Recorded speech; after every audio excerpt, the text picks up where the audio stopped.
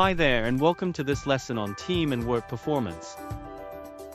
In today's session, we'll look at what makes the team successful, how to support team members, and how to handle problems when things don't go as planned. You'll also learn what good leadership looks like and why performance matters so much in a team setting.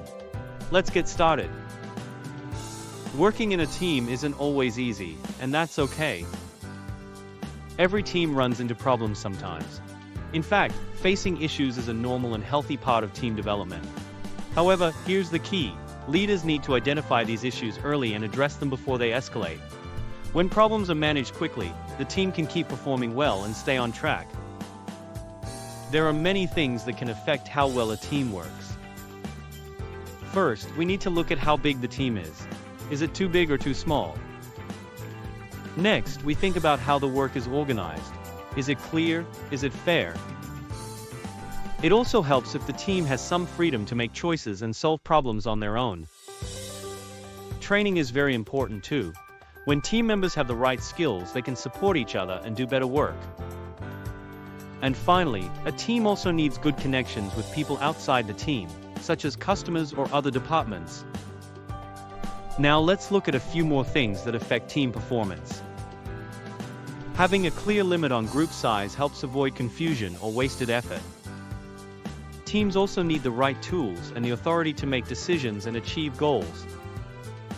Another important factor is the leadership style. Some leaders are very hands-on, while others guide from a distance. Choosing the right style makes a big difference.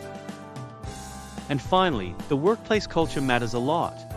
When the workplace supports teamwork and encourages group success, everyone feels more motivated to do their best. Example: think about a customer service team with no proper CRM system. Even if the team works hard, they struggle to track customer complaints. Once they get access to the right tools, their job becomes easier and faster. So what exactly does a team leader do?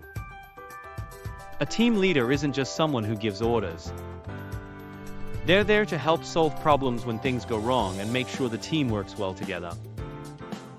They also protect the team's culture, how people communicate, treat each other, and stay focused on goals. Good leaders support their team and help everyone succeed. For example, in a cafe, the team leader doesn't just give the weekly roster. When a new staff member struggles to make coffee fast enough, the leader steps in, gives tips, and encourages them, instead of blaming them. Now let's compare effective leaders and ineffective ones. An effective leader is someone who's honest, respectful, and good at communicating. They make clear decisions and set a strong example for others to follow. They help the team feel safe, supported, and motivated. But an ineffective leader can hurt the team. They might cause conflict, create unhealthy competition, or make people feel left out. This leads to low morale and poor results. So leadership really does make a big impact. Every team needs to check in on performance. Leaders should regularly check if the team is performing well or if any adjustments are needed. Sometimes performance issues affect just one person. Other times the whole team is involved. Either way, the key is to act early. Give people clear goals and helpful feedback. That way problems don't grow, and everyone gets a fair chance to improve. Example: in a sales team, one person keeps missing targets. Instead of waiting until the next review, the team leader talks to them in week 2, finds out they don't understand the product, and arranges a quick training session. To handle performance issues effectively, both managers and team members need to be aligned. That means having a clear agreement about what's expected, knowing how performance will be measured, and understanding what happens after the evaluation. When everyone understands the process, things run more smoothly, and people feel more confident and secure in their roles. Now let's discuss poor performance. Not all problems in a team are the same. Some people might not be doing their job properly. That's called unsatisfactory work performance. Others may break company rules or behave in ways that aren't okay. There are also personal issues like stress or health problems that can affect how someone performs and even affect the people around them. It's important for leaders to understand what kind of problem they're dealing with so they can respond in the right way. So why do people perform poorly? Sometimes the goals or company rules aren't clear, so people are confused about what to do. In other cases, the job might be too hard for the person doing it, maybe because they don't have the right skills or experience. And one big problem is when people don't get any feedback. If no one tells you how you're doing, it's really hard to improve. There are more reasons why performance can go down. Maybe the person doesn't have enough knowledge or training. Or maybe the task is not a good match for their abilities. And we can't forget individual factors, such as health issues, family stress, or personal problems. All of these things can hurt performance, so leaders need to look at the whole picture, not just the results. Example, a warehouse staff member suddenly starts making mistakes in orders. Later, the manager finds out he's been coming to work tired due to family issues at home. With flexible shifts, his performance improves again. When someone on the team is not performing well, we don't always need to take immediate action.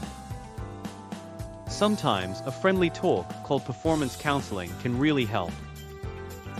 This means sitting down, discussing the problem calmly, and helping the person find a way to improve. It's about using conflict management skills, negotiating, and giving support. And here's the bonus: it's cheaper and more effective than hiring someone new and training them from scratch. Example, in a hotel, a receptionist often forgets guest names. Instead of writing her up, the supervisor invites her for a chat, listens, and suggests a memory trick and refresher training. 2 weeks later, her feedback scores go up. Okay, so how do we solve issues step by step? We use what's called an issue resolution strategy. This means we follow a process to understand the problem, talk about it, and find a solution that works for everyone. Let's go through the steps together. The first step is to identify the problem. This means being clear about what's going wrong. Use simple, specific words, no guessing or blaming. Next, assess the problem. How serious is it? How long has it been happening? Try to find real information that's honest and fair. This helps you understand the full situation before you act. After you understand the problem, it's time to set up a meeting. Let the person know what the meeting is about and give them time to prepare. During the meeting, explain what the issue is, why it matters, and how it affects the team. Be kind, be clear, and give them a chance to speak. If things get emotional or off topic, it's okay to take a break or plan a second meeting. Now it's time to find a solution together. Work with the team member to make a clear action plan, with goals and deadlines. Think about what support they'll need. Maybe it's training, mentoring, or more flexibility. After that, check in again later. Give the person time to improve and keep written notes of what was discussed. If there's still no progress, additional steps such as taking time off, reassigning to a different team, or issuing formal warnings may be necessary. But always start by trying to support and guide. Sometimes, even after support and follow-up meetings, things don't improve. If that happens, leaders may need to give a written warning. This is a formal letter that clearly says what the problem is, what needs to change, and what will happen if there's no improvement. Usually there are up to 3 warning letters. The third one should clearly say it's the final warning, and if nothing changes, the person could lose their job. But remember, the goal is always to give people a real chance to improve, not to punish them. Example, an office assistant regularly shows up late without a reason. After receiving 2 written warnings, he is informed clearly that a third warning may result in termination. He understands the risk and starts arriving on time every day. Now let's look at something that happens in every team: conflict. People will disagree. That's normal. But if the disagreement becomes serious, we need to step in and manage it. There are 3 key steps. First, we identify what kind of conflict it is. Second, we remove blame and focus on the problem, not the person. And third, we have an open and respectful discussion. Let's go through these steps in more detail. Step 1 is to understand what kind of conflict we are dealing with. There are many types. It might be an internal issue, someone feeling personal stress.